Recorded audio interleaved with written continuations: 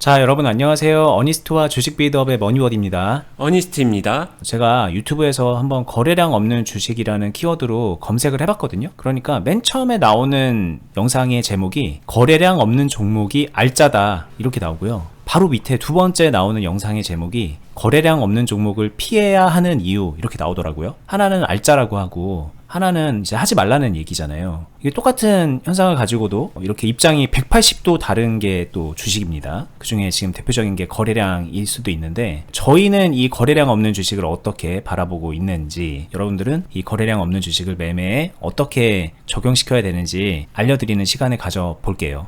이런 종목 있잖아요. 거래량이 쭉 이어지는 이런 종목을 보면 쭉 상승을 하니까 알 것 같아요. 거래량 없는 종목을 왜 하지 말라고 하는지. 근데 또 그렇다고 해서 지금 거래량이 이렇게 많이 붙어 있고 이렇게 상승한 주식이 막 좋다라고 하기에는 애매한 게 이미 많이 올랐으니까 이런 데 들어가면 안 되니 거래량 없는 주식을 골라라, 이런 얘기도 알 것 같거든요. 어니스트님은 이런 현상에 대해서 어떻게 생각을 하시나요? 저는 거래량 없는 종목이 원석에 가깝지 않나 이렇게 생각을 합니다. 가다듬어지지 않은 보석이다, 이런 뜻이죠. 원석이라는 거는. 그러니까 결국에는 이제 중요한 거는 거래량 없는 종목이라는 거는 가치가 있는데 그대로 비싼 값에 살 만한 건 아니고 잘 가공할 생각으로 사야 된다라는 얘기인 거잖아요. 그렇죠. 그거에 따라서 이제 내가 얻어내는 결과가 정말 달라지는 건데. 네. 근데 저는 이 부분에서 좀 중요한 맥이 있는 게, 투자자란 무엇인가? 저는 여기에 되게 맞닿아 있다라고 생각하거든요. 투자자는 내가 투자를 해서 산 거를 가치를 높여서 팔 수 있어야 된다라고 생각을 하거든요. 그러다 보니까 그런 이론적인 원론적인 목적성에는 더 잘 부합하는 거는 거래량 없는 종목이 맞지 않나, 이런 생각은 합니다. 거래량이 없다라는 거는 지지부진하게 흘러간다는 거예요. 예를 들면 여기서 전반부 파트를 보게 되면은 최근 거래량하고 비교할 때 굉장히 거래량이 적습니다. 지금 보면 파동이 있는 것처럼 지나고 보니까 이렇게 보이지만 실질적으로는 파동이 굉장히 없다라고 느껴질 거예요. 그리고 상대적으로 이렇게 하락하는 파동이 좀 더 많고 깁니다. 시간적으로. 그러다 보니까 체감되는 것 자체가 훨씬 더 뭔가 투자자의 감정을 건드리는 그런 요소가 있죠. 이런 상황에서 매매 스타일이, 만약에 나는 데이 트레이딩을 고집하고 단타, 빠른 스캘핑 이런 거를 매매 스타일로 주력으로 하고 있다, 그런 사람들이 이런 종목을 한다라고 하게 되면은 적합하지 않겠죠. 근데 대표적으로 예를 들면 저희 채널에서 말하는 빌드업 같은 형태의 매매를 해본다, 그러면은 원석의 가치를 최대한 높이고 살릴 수 있어요. 모아가면서 쭉 이 흐름 동안에 내가 매집하는 행동을 해주는 거기 때문에 훨씬 더 적합한 행동이 되지 않을까 생각을 합니다. 근데 이게 이제 들으면은 매집을 해서 여기서 잘 만들어 놓으면은 이런 흐름에서 수익을 낼 수는 있으니까 당연히 좋은 것 같아 보이지만, 이게 주식이라는 게 항상 상대적이잖아요. 딱히 그렇게 단타를 추구하지 않더라도 이걸 보면 1년이 넘는 기간 동안에 하락을 하는 이런 종목에 빌드업을 하고 매집을 하는 거가 이게 맞아? 그런 생각이 많이 드는 것 같아요. 특히나 이제 요런 상황에서 보면 이 지점, 한 3,000원이 깨지는 지점도 있었잖아요. 2,600원까지 내려가는 이 지점이 있었는데, 만약에 여기서부터 계속 뭔가를 매집을 했다 그러면 평단이 아무리 낮아봤자 3,500원 이상일 수도 있죠. 계속 균등하게 모았다면. 그러면 이 지점에서 아유 이거 완전히 잘못 시작한 거네 라는 그 생각을 어떻게 없앨 수 있지? 라는 그런 의구심이 들 것 같고, 이 말인즉슨 기다렸다가 여기서 좀 제대로 빨리빨리 사서 모으든 아니면 여기서 한 번에 들어가든 뭐 그런 것들을 타이밍을 제고했으면 더 좋았을 텐데, 이런 생각에서 자유롭게 어려울 것 같고 거든요. 이런 부분은 이제 원석을 잘 가공한다는 거랑 어떻게 맞닿아 있는 얘기인지 의견을 들어보는 게 필요할 것 같아요. 이렇게 생각해보면 어떨까요? 투자자라고 생각하니까 모든 복합적인 감정이 들어가서 이 기준 없이 상대 비교하게 되니까 혼란스러울 수 있거든요. 근데 이거를 한번 다이아몬드라고 생각을 해볼게요. 근데 다이아몬드가 원석일 때는 아무런 가치가 없어요. 다이아몬드가 된 이후에 가치를 인정받고 나서 그거를 유통하거나 셀러가 된다, 그렇게 그냥 직접적인 가치가 있는 거를 구해와서 바로바로 팔 거야, 이런 매매를 원한다라고 하게 되면은 이거는 내가 가공을 하는 가공업자는 아닙니다. 원석을 가공한다는 거는 내가 가공업자가 된다는 생각으로 정성과 노력을 통해서 진짜로 가공하는 시간을 주셔야 돼요. 그러니까 내가 하고 있는 투자가 어떤 곳을 바라보고 있는지에 대한 파악, 판단, 이것도 꽤 중요한 부분이라고 생각을 하고요. 제가 얘기하는 거는 이런 거래량 없는 주식을 다룬다면은 그런 유통업자가 아니라 가공업자가 된다라는 생각으로 들어가는 게 좀 더 적합하지 않나 이렇게 생각을 하고요. 대신에 가장 큰 장점은 큰 수익을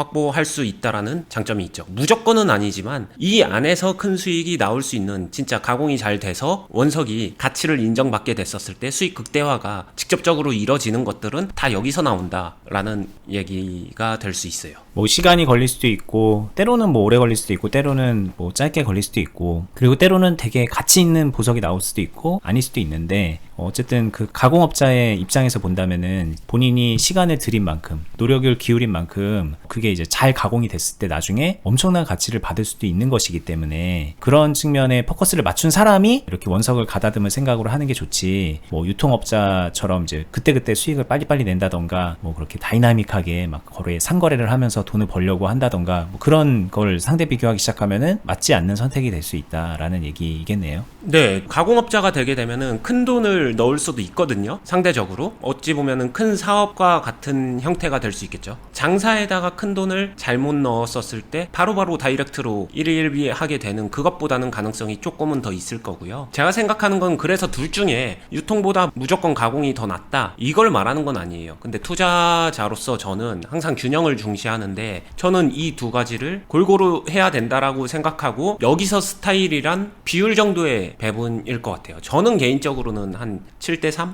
가공하는 쪽에 좀 치를 줍니다. 이유는 되게 단순해요. 실전 투자를 시드 키워가면서 금액이 커지면서 오래 하다 보면은 큰 금액을 소화할 수 있는 거는 대부분 이쪽에 있어요. 유통, 단타, 스캘핑, 이쪽에서는 어느 정도까지는 금액을 소화할 수 있지만 정말로 자금이 커지게 되면은 그걸 다 소화시키기가 상대적으로 어려워요. 활성화가 된 이후에 여기서 큰 돈을 갑자기 빵빵 친다?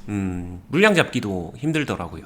뭐 잡으면 잡겠지만 그 이후에 이제 빈번한 손절이 이어진다던가, 이 저희 기준에서 보면은 불필요한 리스크에 노출이 되는 거기 때문에 그런 균형을 잡는 측면에 있어서는 위험하게 할 이유가 없거든요. 그러니까 위험하게 하게 되는 거를 피하는 차원에서 안 하게 된다, 3의 비율 정도만 하게 된다, 이런 얘기겠죠. 네. 그리고 이게 실전에서 더 경험치가 쌓이고 좀 제대로 했다라고 하면은 이 한번 제대로 한 가공의 수익, 이 수익이 여기에 원금 이상이 돼요. 그러니까 사실상 이 유통을 한다는 단타, 스캘핑 이쪽이 훨씬 편해집니다. 왜냐? 쉽게 말하면 다 잃어도 수익금으로만 하게 되는 형태 같은 모양새가 나옵니다. 이게 사실 가공하는 거 좋지, 뭐 원석 발견하는 거 좋고 가공하는 거 좋고 다 좋아. 그런데 시간을 들이는 게 문제 아니야? 그렇게 되면은 내가 장시간 이 시간 동안에 마치 도박하는 심정으로 여기에 매달려야 되는 거 아니야? 그게 만약에 진짜 쓸모없는 원석이었으면 어떡하지? 뭐 이런 고민일 텐데, 이 부분에 대해서는 그냥 믿음으로 하는 걸까요? 아니면은 좋은 원석을 캐치하는 그 원석 발굴의 노하우도 있어야 될 것 같은데, 그런 노하우가 따로 있는 걸까요?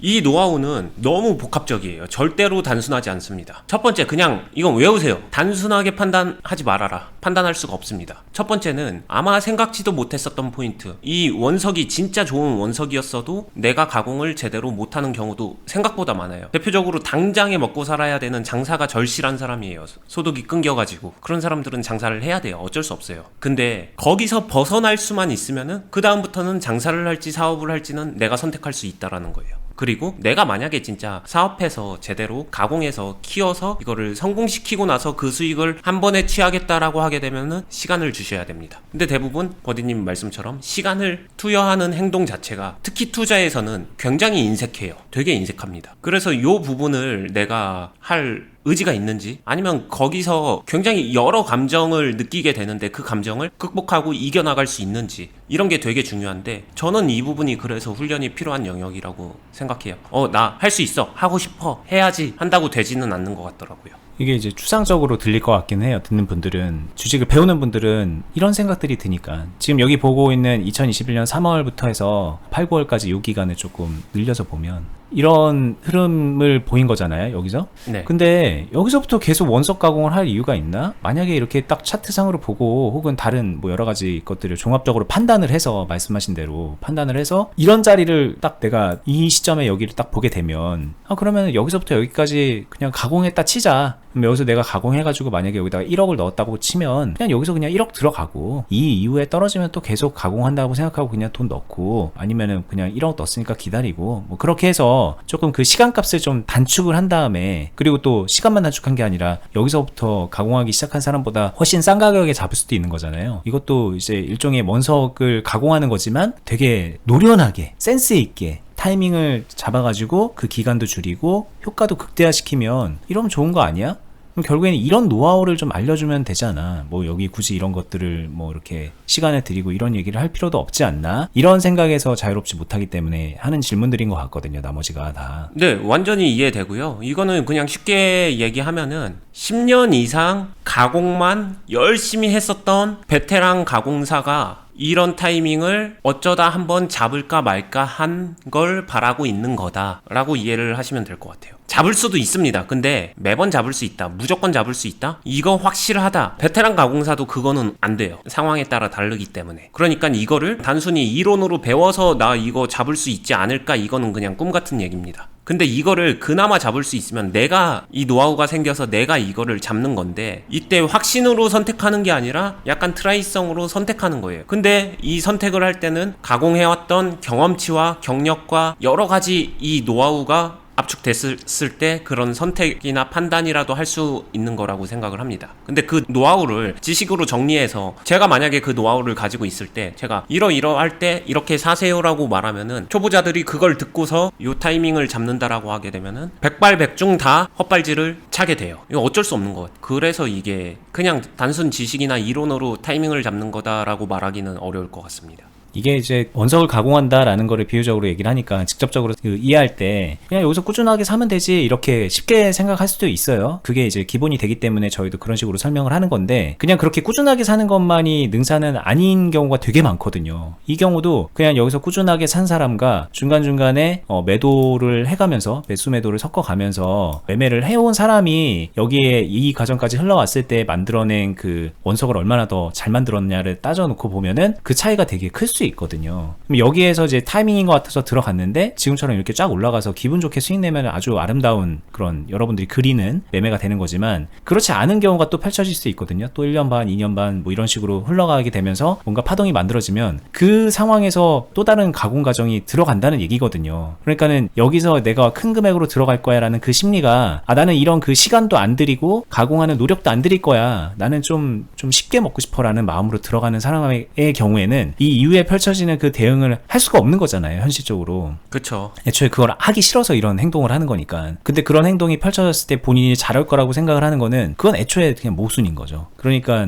이게 종합적인 능력이 필요하다고 하는 거고, 이런 그 가공 상황에서의 경험이 뒷받침되어야 이런 선택도 그나마 트라이를 해볼 수 있는 거다, 이런 얘기를 하는 건데, 저도 과거에 돌이켜서 생각해보면 제 경험적으로 이거를 경험이 없는 분들이 이 지금 제가 말하는 거를 온전히 다 이해하고서 이렇게 여기서부터 해야 되는 거구나 라는 거를 받아들이기가 참 어렵죠. 네, 이게 진짜 이해가 어려운 게 아니라 받아들이기 싫어하는 것 같은, 이거를 아니다라고 인정하면 난 진짜 이걸 원하는데 내가 원하는 거를 못하게 되는 거에 대한 그 두려움과 인정하기 싫은 마음, 이게 더 큰 것 같아요.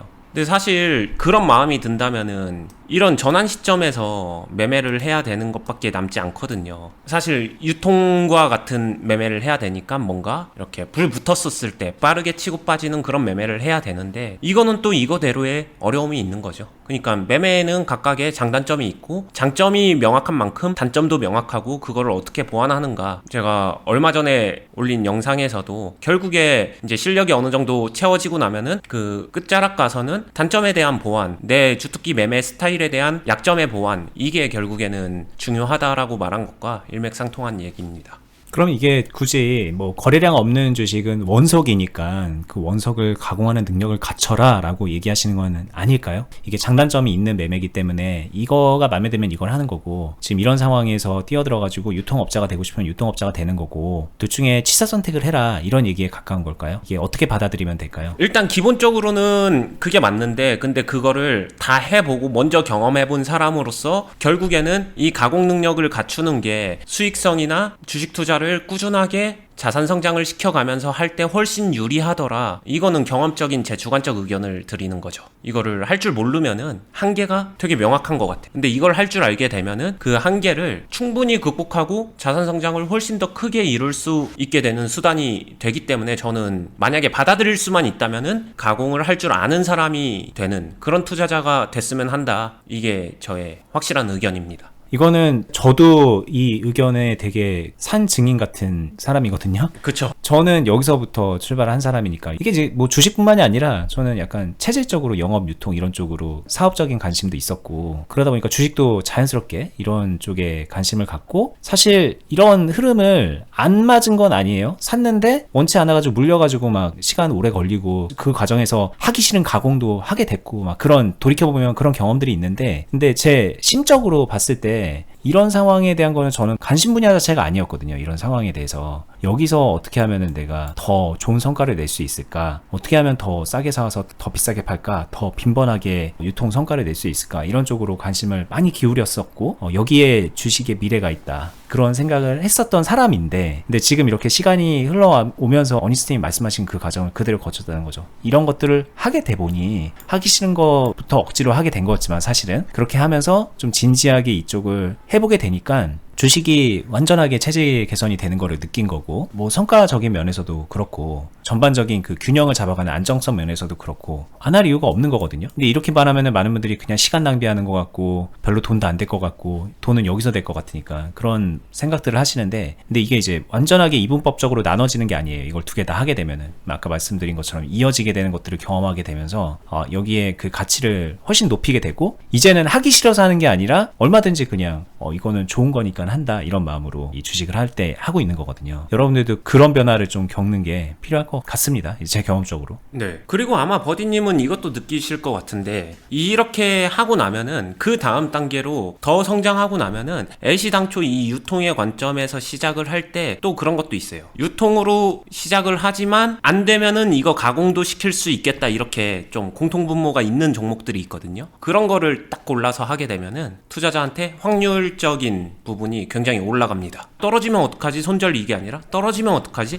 가공해야지. 그러면은 훨씬 더 좋잖아. 이 양방향이 열리는 종목들이 있는데 그런 게 보이기 시작하면 그게 이제 자기 자신한테는 좋은 주식이 되는 거예요. 그러니까 좀 짧게 또 이런 변동성이 있는 상태에서 트레이딩을 해야지 하고 들어가서 뭐 많은 분들이 저희 영상을 봤다면 이 뒤에 이어서 뭔가를 이제 관리를 한다, 보완 매매를 하면서 마무리를 한다, 뭐 여러 가지 전략을 세울 수 있잖아요. 근데 그럴 때 전략은 세울 수 있어요. 이거를 떨어지면은 뭐 받아가야지, 그러면서 가공으로 이어가야지, 다시 가공하면 되지라는 생각으로 2차 가공까지 염두에 두고 할 수 있단 말이에요. 그런데 그런 사람들이 문제가 뭐냐면 실질적으로 이런 가공을 제대로 해본 경험이 없을 때 처음부터 이 가공을 시간을 들여서 제대로 이제 본인의 의지대로 해본 사람이 아니라면은 그런 계획은 세울 수 있지만 막상 이 흐름이 됐을 때 제대로 하기가 어려워요. 그거를 아셔야 돼요. 맞아요. 이게 내 마음하고 내 경험치하고 되게 따로 노는 거거든요. 근데 이런 경험을 쌓고 나면은 제대로 쌓고 났고 이게 이제 내 경험치로 축적이 되고 나면은 나중에 이런 변동성이 있는 상태에서 트레이딩을 할 때